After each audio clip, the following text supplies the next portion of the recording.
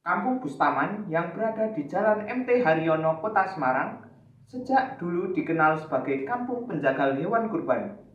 Kemampuan menjagal itu mereka dapatkan secara turun-temurun dari leluhurnya.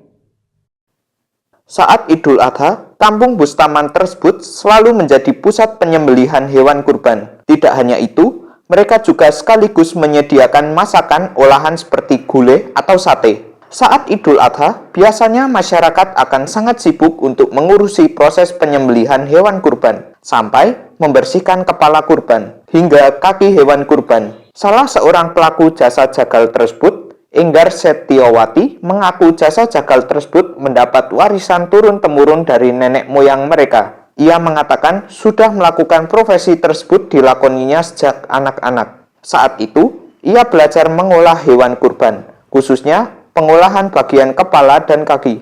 Pada proses pengolahan hewan kurban tersebut, menurutnya setiap satu kepala kambing dirinya membutuhkan waktu setengah jam hingga 1 jam, bergantung pada tingkat kesulitannya. Kini, kemampuan mengolah hewan kurban tersebut ia turunkan kepada anak-anaknya.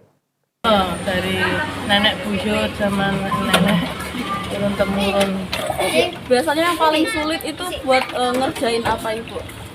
Ya sapi.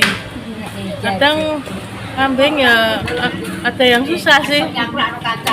Bagian yang paling susah itu bagian apa, Ibu? Itu apa? Kepala. Yang bagian kita gitu. Itu susah. Butuh berapa lama waktu untuk garap satu sapi? Kalau gampang sih nggak ada setengah jam. Kalau pas susah ya 1 jam. Warga sini bagian pada itu ya, Bu? Pada Pak Salon. Sementara itu, Ketua RW 3 Kampung Bustaman, Azhar, membenarkan bahwa kampung jagal ini sudah ada sejak lama. Lebih lanjut, Azhar menjelaskan saat ini profesi tersebut sudah dilakukan oleh generasi ketiga. Ia menambahkan bahwa jasa jagal ini hanya ada saat Idul Adha saja. Ia mengatakan bahwa ilmu pengolahan hewan kurban ini harus diajarkan kepada generasi selanjutnya. Hal itu bertujuan agar tetap menjaga tradisi agar tidak punah dari perkembangan teknologi yang semakin pesat. Jagal Bustaman itu sendiri sebenarnya sudah tradisi yang lama, apalagi namanya bengkel kepala kambing. Itu sudah turun-temurun dari dulu. Dulu memang masih ada banyak, sekitar 5-6 orang. Tapi bertahun-tahun hanya tinggal 2 orang. Sekarang mungkin generasi ketiga. Yang di sini kenapa bisa muncul banyak itu karena itu hanya muncul di saat momen-momen tertentu.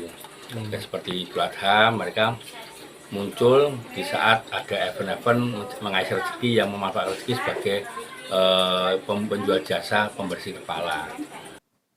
Hafifah Nur Hasanah melaporkan dari Kota Semarang, Jawa Tengah.